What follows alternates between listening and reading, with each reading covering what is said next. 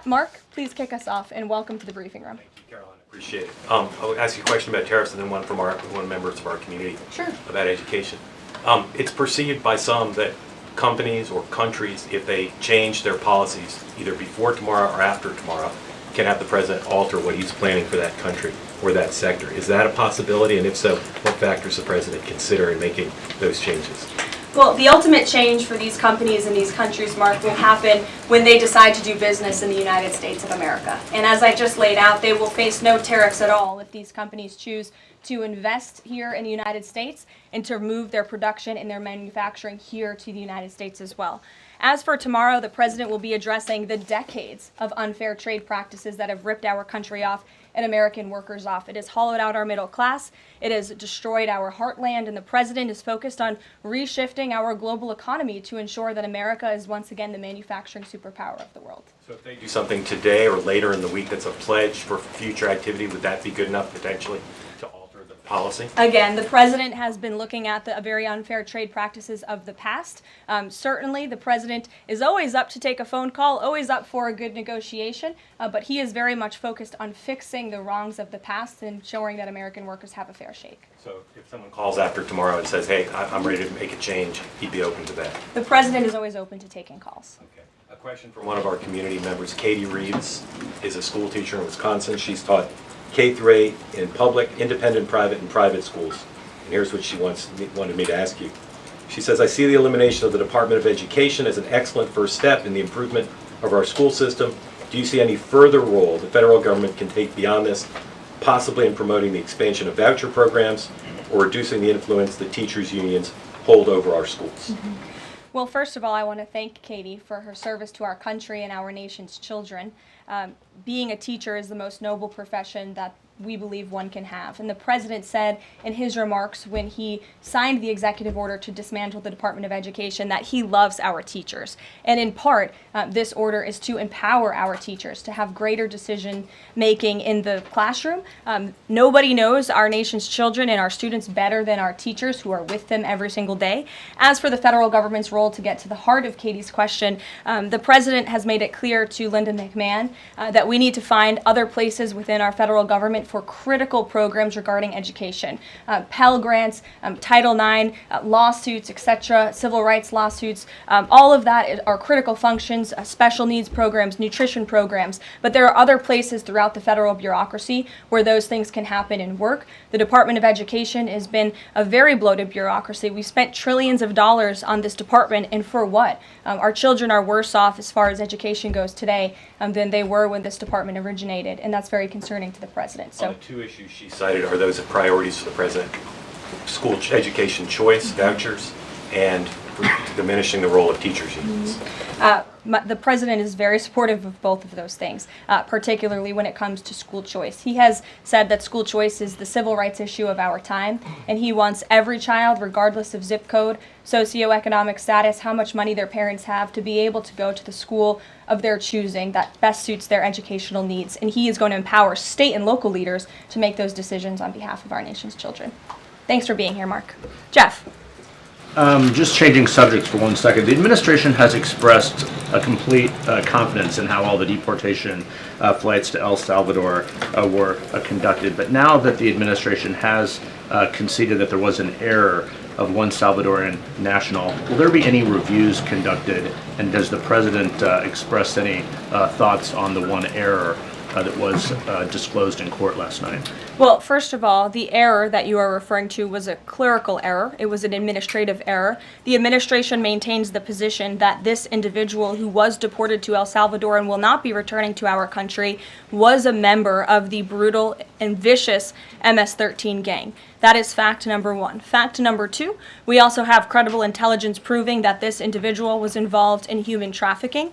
And fact number three, this individual was a member, actually a leader, of the brutal MS-13 gang, which this president has designated as a foreign terrorist organization. Fact number 4 is that foreign terrorists do not have legal protections in the United States of America anymore, and it is within the president's executive authority and power to deport these heinous individuals from American communities. It is a promise he campaigned on. It is a promise he is keeping. And every single person in this room should be grateful for that, considering especially MS-13 is very prevalent and prominent here in the District of Columbia, in Maryland, and in Virginia. And the president, the attorney general, everyone who has been involved in these operations is focused on eradicating these criminals and terrorists from our communities. The Vice President said he was a convicted member of MS-13. What evidence is there to back that up? There's a lot of evidence, and the Department of Homeland Security and ICE have that evidence, and I saw it this morning. Steve. Has the president fully made up his mind on the level of tariffs to impose tomorrow? We keep hearing about a 20% flat rate. The president said last night he has made a decision and a determination. I was with him in the Oval Office earlier, and he is going to announce that decision tomorrow. I don't want to get ahead of the president. This is obviously a very big day. He's with his trade and tariff team right now, perfecting it to make sure this is a perfect deal for the American people and the American worker, and you will all find out in about 24 hours from now. And are the car tariffs going to go into effect on April 3rd as scheduled? Correct. Yes, they will. Okay. And last thing, would you like to respond to the Chinese military drills around Taiwan?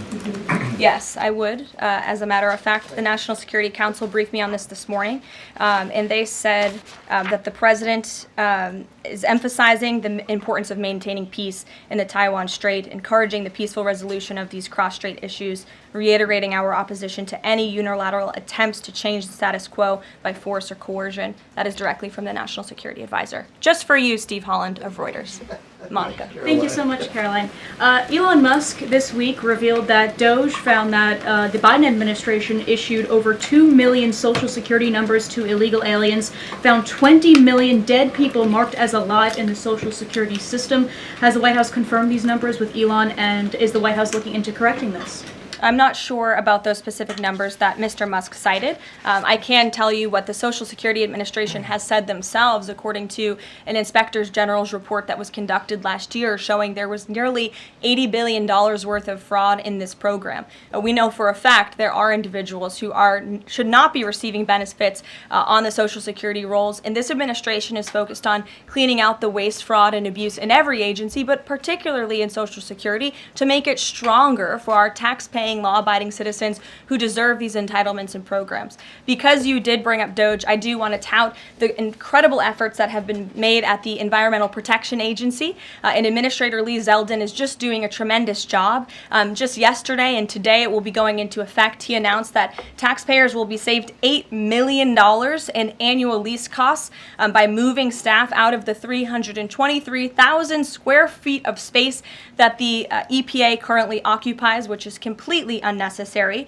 Yesterday, Administrator Zeldin also announced he will be shutting down a museum that the Biden administration built to tell a selective story about the EPA's history and climate change. It was a real pat on the back to President Biden.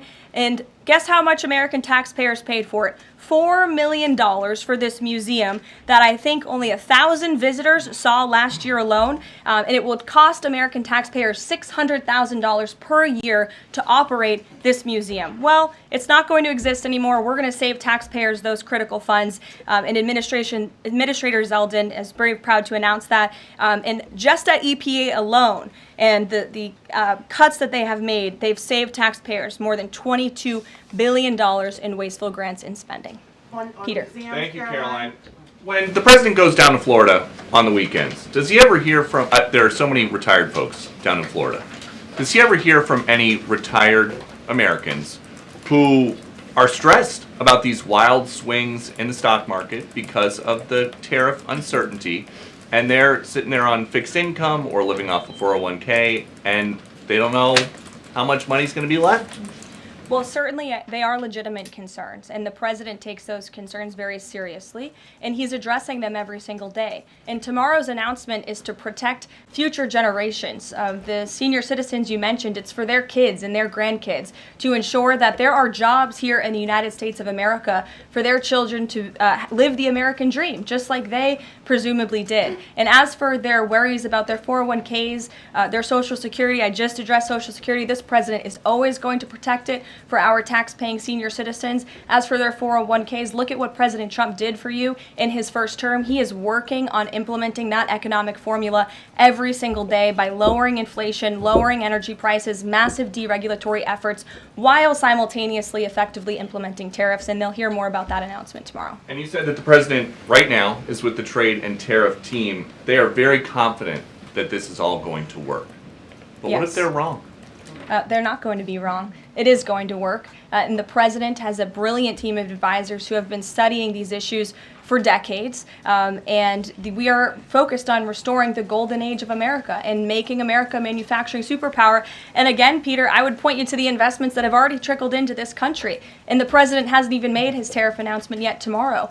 There have been billions of dollars in private investments from around the world pouring into American communities. What does that look like for those watching at home, for the people you mentioned worried about their own economic circumstances? It means more jobs in your communities, which means more money, more investments, more money in your pocket. That's what the president is committed to. And I would be remiss if I didn't mention the president's commitment to tax cuts, which we are counting on Congress to do, especially on Social Security. And one more. Sure. Are the special elections today a referendum on the president?